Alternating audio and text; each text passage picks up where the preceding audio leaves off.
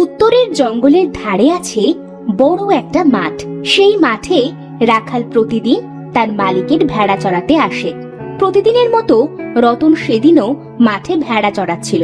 দুপুরের খাঁ খাঁ রোদে মাঠ থেকে বেশ দূরে একটা গাছের নিচে বসতেই ক্লান্ত শরীরে রতনের ঘুম চলে আসলো। হঠাৎ সবগুলো ভেড়া একসাথে তার দিকে ছুটে আসায় তার ঘুম গেল ভেঙে। আরে, ভেড়াগুলোর আবার কি হলো? এরা এমন ছুট দিল কেন? এদের দেখলে তো মনে হচ্ছে খুবই আতঙ্কে আছে। মাঠের ওই পাশ থেকে একটা লোক তাকে ডেকে বলল, আরে ওই রাখাল, গাছের নিচে পড়ে পড়ে ঘুমাচ্ছিস নাকি? তোদের একটা ভেড়া দেখ বাগে ধরেছে রে। কি বলছো ভাই? এবার যে মালিক আমার সহ আমার বাবাকেও খুব মারবে। আর একটা নেবার আগে ভেড়াগুলো নিয়ে বাড়ি ফিরে যা।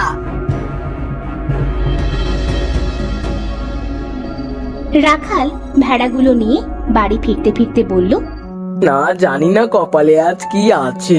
মালিক যে আমাকে আজ কি করবে।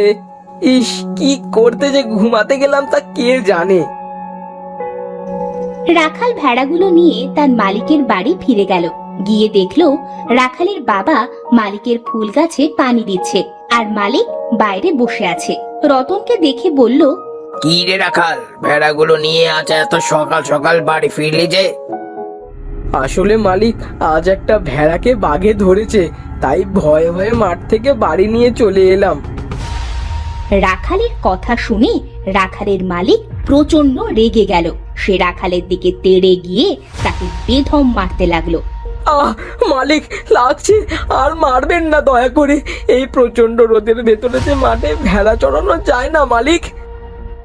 রাখালের বাচ্চা রাখাল, তোকে কি আমি পড়ে পড়ে গিলতে রেখেছি আমার বাড়িতে?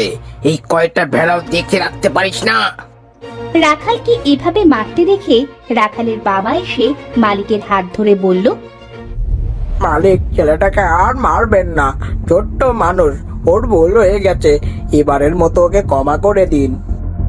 তোর ছেলেকে এবারের মতো ক্ষমা করে দিলাম। ওকে বলে দিস, এবার থেকে যদি ভেড়ার দিকে খেয়াল না রাখে তবে ওকেই আমি বাঘের পেটে দিয়ে আসবো।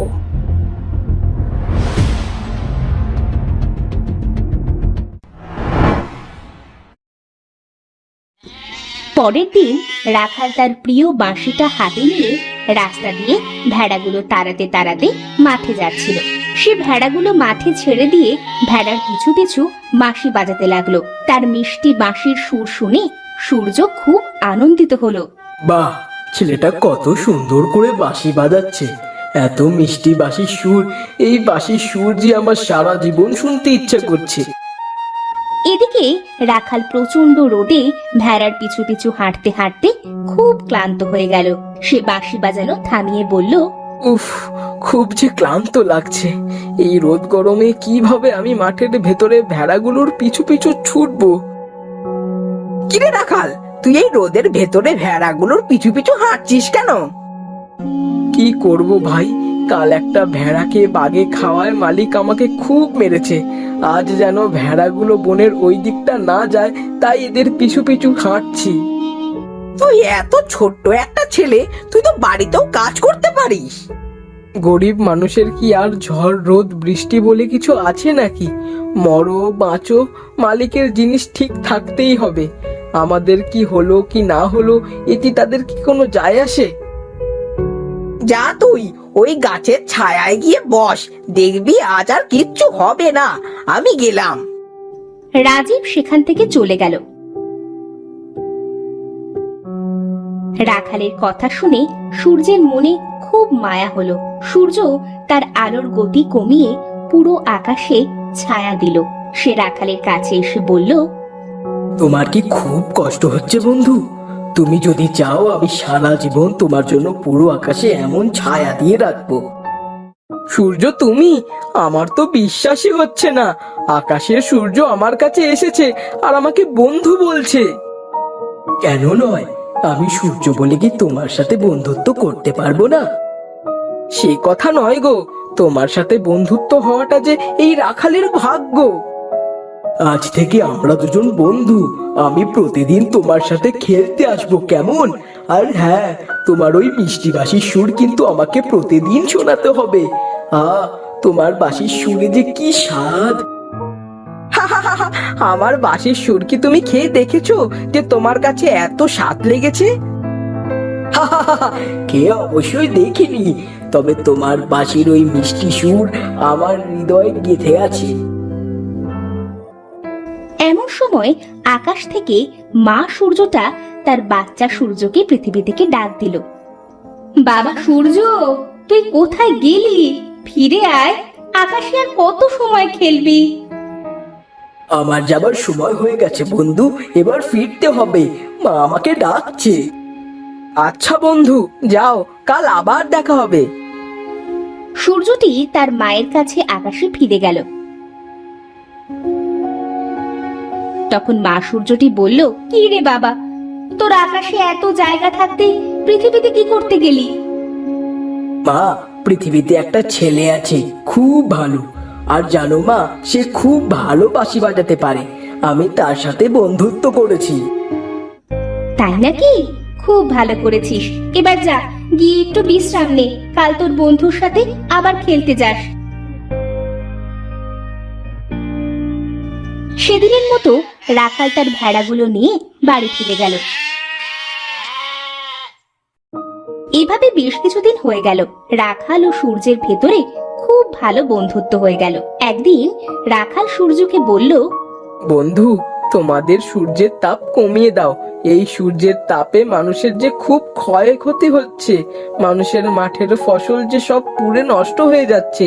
তুমি একটু বৃষ্টির ব্যবস্থা করে দাও বন্ধু। আমার বন্ধু যখন বলেছে তখন তো বৃষ্টির ব্যবস্থা করতেই হচ্ছে। আর হ্যাঁ, আজ থেকে গরমের দিনে ছায়ার ব্যবস্থা করে দিব। তুমি যখন যা বলবে আমি তখন তাই করব বন্ধু।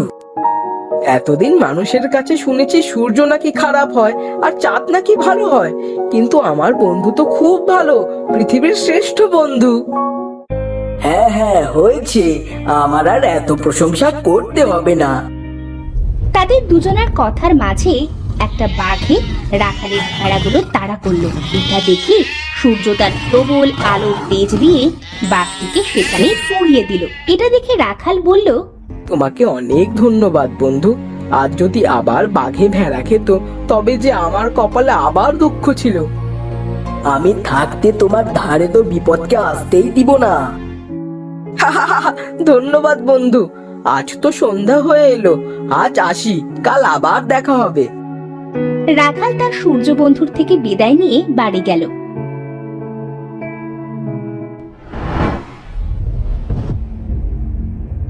পরের দিন রাখালের প্রচন্ড জ্বর আসায় সে বিছানা থেকে উঠতে পারছিল না।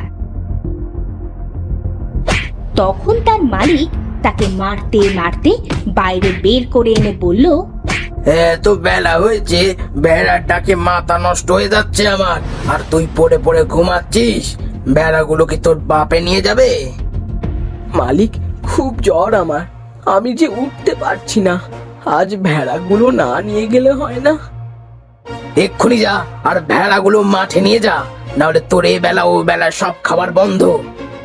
এদিকে সূর্য আকাশ থেকে তার মালিকের এমন অত্যাচার সব দেখলো। সে নিচে নেমে এসে রাখালের মালিককে বলল, পাপিষ্ঠ, পোড়া কপালি, ছন্ন ছাড়া লোক, ছেলেটা জ্বরে মরছে আর তুই তাকে জোর করে মাঠে পাঠাচ্ছিস।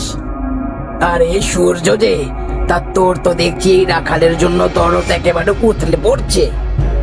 ও আমার কে হয় জানিস? ও আমার বন্ধু, রাখাল বন্ধু।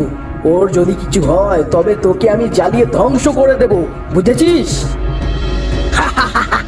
পোড়া কপালি তো দেখছি তুই। তুই সূর্য হয়ে সামান্য একটা রাখালের সাথে বন্ধুত্ব করছিস, আবার পোড়া কপালি আমাকে বলছিস বলদ সূর্য। তোর মুখে লাগাম দে, না হলে তোকে এক্ষুনি জ্বালিয়ে দেব আমি। রাখালের মালিক সূর্যের উপরে প্রচন্ড রেগে গিয়ে রাখালের মুখে জোরে একটা থাপ্পড় দিয়ে বলল, বেয়াদব ছেলে, তুই এই সামান্য সূর্যকে ভাড়া করে এনেছিস আমাকে শাসাতে। যা, এক্ষুনি যা, দূর হ আমার বাড়ি থেকে।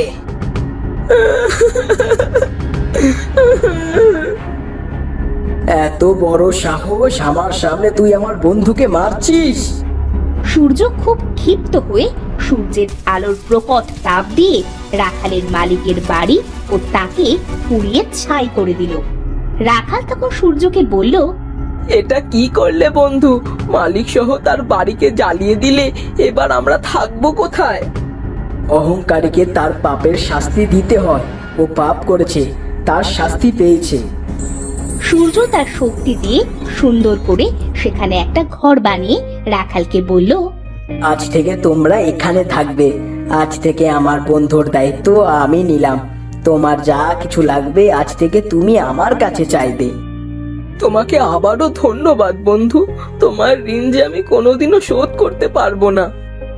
বন্ধুর মাঝে ধন্যবাদ কথাটা রাখতে নেই, উঠিয়ে ফেলতে হয়। আর পড়ে রইল তোমার ঋণ। আমার ঋণ তুমি শোধ করবে তোমার ওই মিষ্টিবাসী সুর প্রতিদিন আমাকে শুনিয়ে।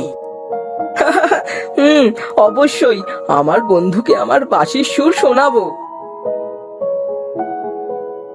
এরপর রাখাল ও তার বাবা সূর্যের দেওয়া বাড়িতে সুখে শান্তিতে বসবাস করতে লাগলো। আর রাখাল প্রতিদিন সূর্যের সাথে তার মিষ্টি বাঁশির সুর শুনিয়ে দুষ্টু মিষ্টি খুনসুটিতে দিন কাটাতে লাগলো।